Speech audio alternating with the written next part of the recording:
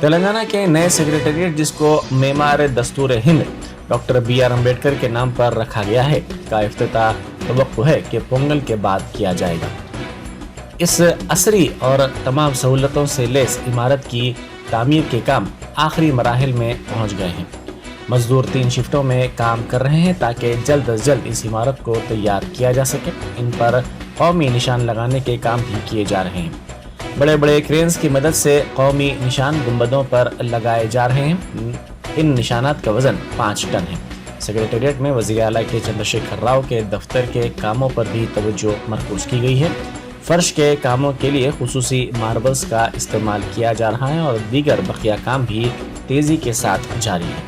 इस इमारत की तामीर की तकमील के लिए वज़ीर आला चंद्रशेखर राव की जानिब से दी गई मोहलत के मुताबिक ही इन कामों की पेशरफ्त हो रही है।